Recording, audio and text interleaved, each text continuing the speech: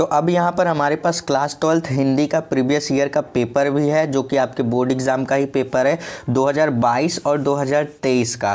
तो इसको हम लोग साइड में करते हैं और एक हमारे पास यहाँ पर एक मॉडल पेपर है, जो कि आपके एग्ज़ाम के पॉइंट ऑफ व्यू से बहुत ही ज़्यादा इंपॉर्टेंट है। तो इस लेक्चर में हम लोग इस मॉडल पेपर को डिस्कस करेंगे कि कैसे कैसे क्वेश्चन आते हैं आपके बोर्ड एग्ज़ाम में। तो इस मॉडल पेपर में जितने भी क्वेश्चन हैं बहुत ही इंपॉर्टेंट क्वेश्चन है। तो ओवरऑल मिला करके ये पूरा मॉडल पेपर आपके बोर्ड एग्जाम 2024 के लिए बहुत ही ज़्यादा इंपॉर्टेंट है। तो इस लेक्चर में हम लोग इस मॉडल पेपर पर डिस्कस करेंगे। और अगर आप कमेंट करेंगे, मैक्सिमम बच्चों का कमेंट आएगा, तो 2022 के पेपर को और 2023 के पेपर को मैं विद सोल्यूशन बताने वाला हूँ नेक्स्ट वीडियो में। लेकिन अगर मैक्सिमम बच्चे कमेंट करेंगे तब, ठीक है। तो इस लेक्चर में हम लोग इस मॉडल पेपर पर डिस्कस करते हैं। सबसे पहले ये बताने की ज़रूरत ही नहीं है मुझे कि 3 घंटे 15 मिनट का पेपर होता है, जिसमें से 15 मिनट आपको पेपर को आराम से पढ़ने के लिए होता है, जिसमें आप उस 15 मिनट में आप डिसाइड कर लीजिए कि कौन से सेक्शन को आपको पहले करना है, बाद में करना है। सारे क्वेश्चंस को पढ़ लीजिए कि पेपर आपको सही मिला या नहीं मिला है, ठीक है। तो ये 15 मिनट होते हैं। अब उसके बाद सबसे पहले मैं आपको बता दूं 100 मार्क्स का पेपर होगा। तो इसमें पासिंग मार्क अगर आप चाहते हैं तो 33 या 35 नंबर आप ला देंगे तो आराम से बिल्कुल पास हो जाएंगे, कोई दिक्कत की बात नहीं है। लेकिन अगर पासिंग मार्क्स से ज़्यादा चाहते हैं तो आप थोड़ी सी मेहनत कर दीजिएगा। आपको पासिंग मार्क्स से ज़्यादा मतलब अच्छे मार्क्स ला सकते हैं आप। 70-75 नंबर हिंदी में स्कोर करना बहुत ही ज़्यादा ईजी होता है, ठीक है। तो सबसे पहले मैं आपको बता दूं हिंदी में हमारा हिंदी जो होगा वो 2 सेक्शन में बटा होगा, खंड का और खंड खा में। अब हमारे पास जो खंड का होगा उसमें हिंदी का पोर्शन होगा, और खंड खा में जब आप जाएंगे तो वहाँ पर हमारे पास हिंदी ग्रामर यानी कि व्याकरण का पोर्शन होगा, ठीक। सबसे पहले हम लोग बात करेंगे यहाँ पर क्वेश्चन की स्टार्टिंग कहाँ से होती है। क्वेश्चन की स्टार्टिंग होती है हमारे पास खंड का से। यहाँ पर आपको सबसे पहले आपको गद्यांश से टोटल आपको 5 ऑप्शनल क्वेश्चन देखने को मिलेंगे। स्टार्टिंग में आपको टोटल 5 गद्यांश से 5 पद्यांश से आपको 10 इंपॉर्टेंट मतलब 10 आपको ऑब्जेक्टिव टाइप क्वेश्चन देखने को मिलते हैं। अब मैं आपको बता दूं ये ऑब्जेक्टिव टाइप क्वेश्चन आपको ऐसे नहीं तैयार करना है कि आपको कोई आपको बता दिया कि आप ये पढ़ लो तो यही आ जाएगा, ऐसा कोई नहीं बता सकता आपको। तो इसके लिए आपको डेली आपको एक सीरीज़ ले लेनी है और डेली आपको 10-20 क्वेश्चन आपको डेली प्रैक्टिस करके जाना है। आपका एग्ज़ाम तक आपकी सारी चीज़ें क्लियर हो जाएंगी, ठीक। तो ये अच्छा खासा नंबर इसका वेटेज रहता है, 10 नंबर का वेटेज रहता है। अगर आप 10 नंबर को यहाँ से स्कोर कर ले जाएंगे तो बहुत आराम से आप अच्छे स्कोर कर सकते हैं। जैसे मैं इसमें बात करूं कि यहाँ पर ये ऐसा क्वेश्चन है कि अगर आपको आ रहा है फिर भी आप अटेम्प्ट कर देना, नहीं आ रहा है फिर भी आप तुक्का मार देना। जैसे आपको ये क्वेश्चन नहीं आ रहा है, आपने क्या किया, तुक्का मार दिया, तो आपका क्या हुआ, अगर लक अच्छा हुआ, बाई चांस आपका लक अच्छा हुआ तो आपका वही आंसर सही भी हो सकता है, ठीक है। तो इस तरीके से मतलब जितने भी ऑब्जेक्टिव टाइप क्वेश्चन है उस पर कोई निगेटिव मार्किंग नहीं है। तो आप सारे क्वेश्चन को अटेम्प्ट करके ज़रूर आइएगा। यहाँ पर आप देखेंगे ये 5 क्वेश्चन जो आपको देखने को मिल रहे हैं ये गद्यांश है, और क्वेश्चन नंबर 2 में जब आप तो यहाँ पर आपको पद्यांश से भी 5 क्वेश्चन देखने को मिलेंगे। जैसे 1 2 3 4। यहाँ पर हम इसके सोल्यूशन पर बात नहीं करेंगे, हम लोग नेक्स्ट वीडियो में इसका सोल्यूशन पर बात करेंगे। फिलहाल यहाँ पर हम लोग देखने वाले हैं कि कैसे कैसे क्वेश्चन आते हैं और क्या पेपर का पैटर्न रहता है, ठीक है। ये हमारे पास 5th क्वेश्चन हो गया। अब जैसे ये 10 मार्क्स का ऑब्जेक्टिव टाइप क्वेश्चन कंप्लीट होता है, हमारे पास आता है इंपॉर्टेंट, जैसे कुछ दिए जाते हैं हमारे पास गद्यांश, जिसका आपको संदर्भ सहित व्याख्या करने को दिया जाता है। टोटल मिला करके ये 10 नंबर का दिया जाता है। 2 × 5, ये पेज खुल नहीं रहा है ज़रा, तो देखिए 2 × 5 का मतलब 10 मार्क्स का ये वेटेज रखता है। तो इस पर भी मैं वीडियो ले आ चुका हूँ जिसमें मैं आपको बता चुका हूँ कि कौन कौन से चैप्टर के इंपॉर्टेंट गद्यांश है जिसको आपको ज़रूर से तैयार करके जाना है, ठीक है। तो जैसे इस गद्यांश की बात करें तो ये हमारे पास ये राष्ट्र का स्वरूप जो आपका पहला चैप्टर है उससे पूछा हुआ कुछ गद्यांश है। तो आपको देखना है, पूरे पैराग्राफ को अच्छी तरीके से पढ़ना है। अब फिर आपको डिसाइड का मतलब आपको सोचना है कि ये कौन से चैप्टर से है। उसके बाद यहाँ पर उस पैराग्राफ से रिलेटेड कुछ क्वेश्चन होंगे, उसको आपको अटेम्प्ट करना है। और अगर अच्छी बात यह है कि अगर आपको ये वाला क्वेश्चंस नहीं आ रहा है, ये वाला क्वेश्चन नहीं आ रहा है तो आपको अथवा करके ये दिया जा रहा है। बहुत सारे बच्चे मिस्टेक ये करते हैं कि दोनों अगर आ रहा होता है तो दोनों कर देते हैं। तो ऐसा नहीं है कि अगर आपको दोनों आ रहा है आप दोनों कर दोगे तो आपको 10-10 20 मार्क्स मिल जाएंगे, ऐसा बिल्कुल नहीं है। आपके मार्क्स और भी डिक्रीज हो जाएंगे, ठीक है। ऐसा गलती नहीं करना। दोनों में से आपको देखना है कि कौन सा आपको सबसे ज़्यादा अच्छी तरीके से आ रहा है, आप उसको कर लीजिए। तो दोनों आ रहा है तो दोनों करने की गलती कभी भी मत कीजिएगा, आप किसी एक को ही अटेम्प्ट करके आएंगे। इससे रिलेटेड आपको 5 क्वेश्चन देखने को मिलेंगे। अब यहाँ पर हम लोग बात करेंगे इसी तरीके से आपको पद्यांश में भी पैराग्राफ दिए जाते हैं। तो सेम जैसे आपको गद्यांश वाले कुछ पैराग्राफ दे रखे थे, उसको पढ़ के आपने कुछ आंसर्स दिए थे, उसके क्वेश्चंस के आंसर दिए थे, सेम वही काम आपको यहाँ पे पद्यांश में भी करना है। ठीक है, तो यहाँ इसका मार्क्स भी 10 मतलब इसका वेटेज भी 10 मार्क्स का ही होता है आपके बोर्ड एग्जाम में। ठीक, तो देखो जो ये मैं मॉडल पेपर बता रहा हूँ ना, सेम इसी तरीके से आपके क्वेश्चन पेपर में भी क्वेश्चन इसी तरीके से बनते हैं। और मैं आपको बता दूं, अगर आप किसी भी बोर्ड एग्जाम को देने जा रहे हैं तो आपके लिए सबसे ज़्यादा ज़रूरी चीज़ होता है मॉडल पेपर और कुछ प्रीवियस ईयर के क्वेश्चन पेपर को सॉल्व करके जाना। अगर आप सिलेबस पूरा नहीं भी कंप्लीट किए हो, कोई दिक्कत की बात नहीं है। अगर आप पिछले 5 साल के क्वेश्चन पेपर को सॉल्व करके जाओगे तो डेफिनेटली अच्छे मार्क्स स्कोर करके आओगे। ठीक है, तो उसी तरीके से अगर आपको ये वाला नहीं आ रहा तो इसमें भी ऑप्शन दिए जाते हैं, अथवा करके आप ये वाला भी कर सकते हो। 2 ऑप्शन दिए जाते हैं। हिंदी एक ऐसा पेपर है, हिंदी और इंग्लिश, जहाँ पर आपको ऑप्शन भर भर के देखने को मिलता है कि आपके पास ऑप्शन है, आप ये नहीं कर पा रहे हो तो आप दूसरा कर लो। यहाँ पर ऑप्शन आपको ढेर सारे देखने को मिलते हैं। उसके बाद यहाँ पर आपको जीवन परिचय देखने को मिलेगा। पहले आपको लेखक का जीवन परिचय देखने को मिलेगा, इनके साहित्यिक परिचय देते हुए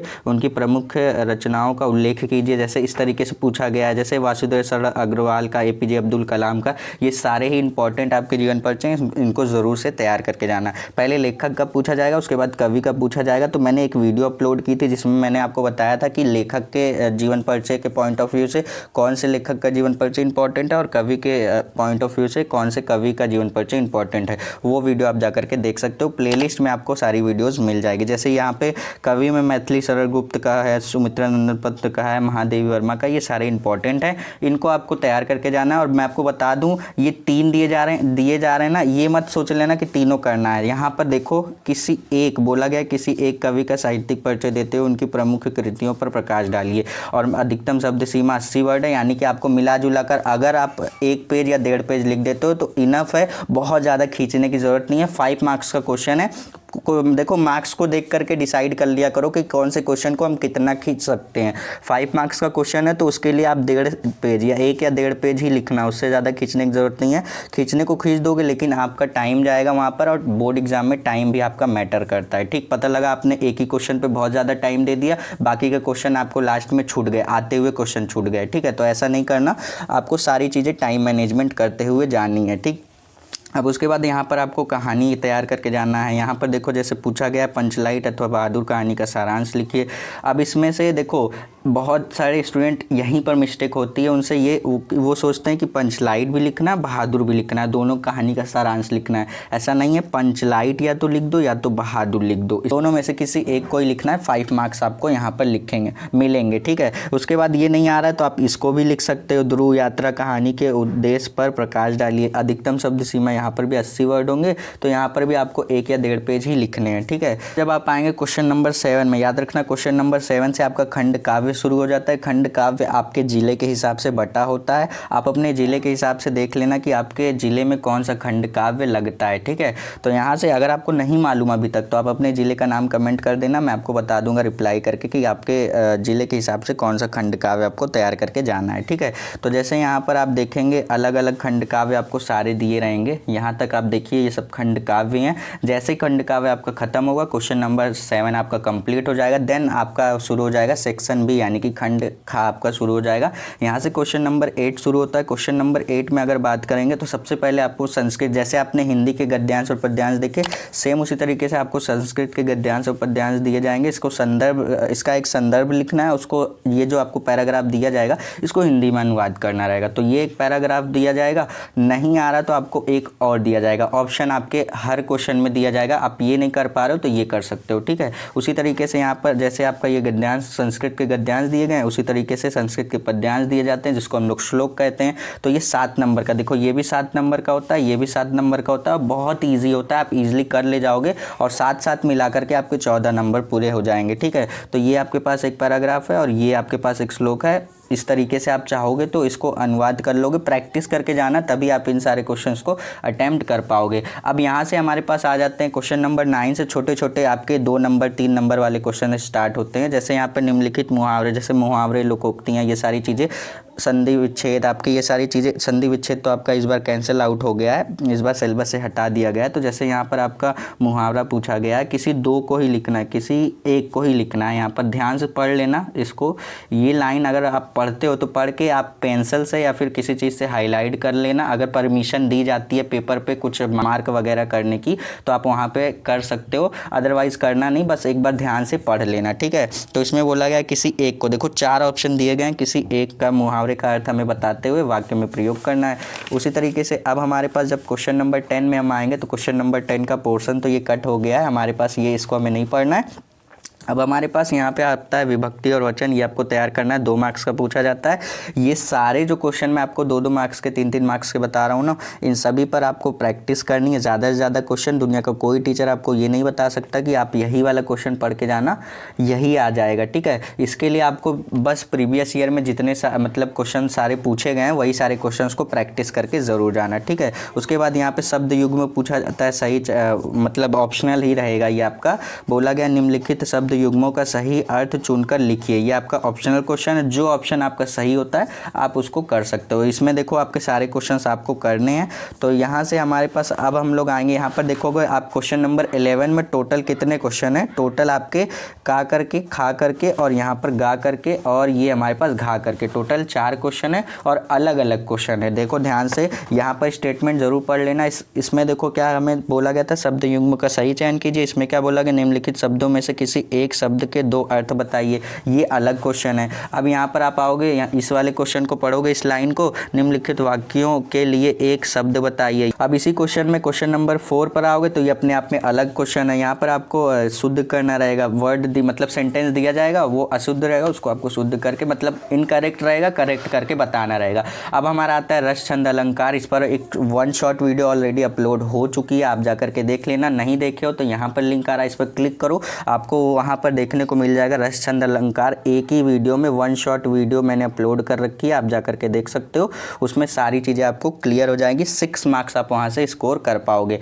मैंने वहाँ पे परिभाषा एकदम ईजी टू ईजी वे में बताते हुए वहाँ पर एक एक उदाहरण भी बताया जो कि आप अपने डेली लाइफ के बेसिस पर आप उसको अच्छी तरीके से याद कर सकते हो, ठीक है। तो यहाँ पर हमें परिभाषा देते हुए उदाहरण भी लिखना होता है, जैसे करुण रस अथवा श्रृंगार रस। अब इसमें से दोनों रस में से आपको सिर्फ और सिर्फ एक ही रस लिखना है, दोनों रस लिखने की ज़रूरत बिल्कुल भी नहीं है, ठीक है। अथवा करके बोला, जब भी अथवा लिखा रहेगा या तो ये, इतना याद रखना, दोनों करने की ज़रूरत बिल्कुल भी नहीं है। उसके बाद यहाँ पे हमारे पास पत्र लेखन पूछा जाता है। इसको भी मैं अभी रिसेंट में मेरी वीडियो आई थी जिसमें मैंने आपको बताया था कि अगर आपके नगर मोहल्ले में गंदगी है तो उसके लिए आप कैसे मतलब ज़िले के जो स्वच्छ अधिकारी होते हैं उनको कैसे पत्र लिखेंगे, उस पर वीडियो आ चुकी है, आप जाकर के देख सकते हो।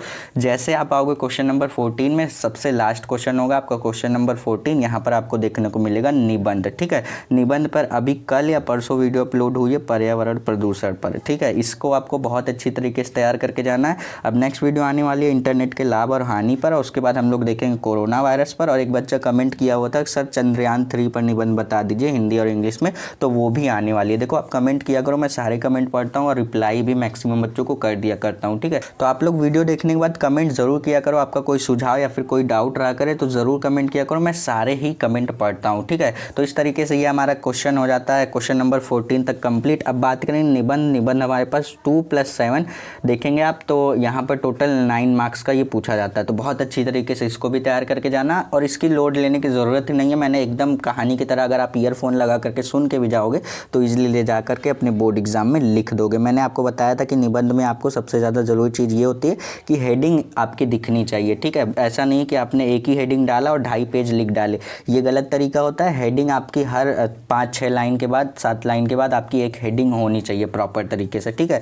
तो ये सारी चीज़ों को देखते हुए ये पेपर हमारा हो जाता है कंप्लीट। इस तरीके से अगर आप मैक्सिमम बच्चे कमेंट करेंगे तो ये पेपर जो मैं यहाँ पर 2022 का लिया हूँ और 2023 का और भी पेपर मेरे पास पड़े हुए हैं 2016-17 के, तो वो भी मैं आपको करा दिया करूँगा नेक्स्ट वीडियो में, लेकिन अगर आप कमेंट करेंगे तब, ठीक है। आई होप कि आपका पेपर से रिलेटेड अगर कोई डाउट था तो वो क्लियर हो गया होगा। फिर भी कोई डाउट है तो कमेंट करके बताना, उसको अगली वीडियो में आपका डाउट का सोल्यूशन ज़रूर बता दूंगा। अब चलिए मिलते हैं नेक्स्ट वीडियो में, तब तक के लिए पढ़ते रहिए। All the best.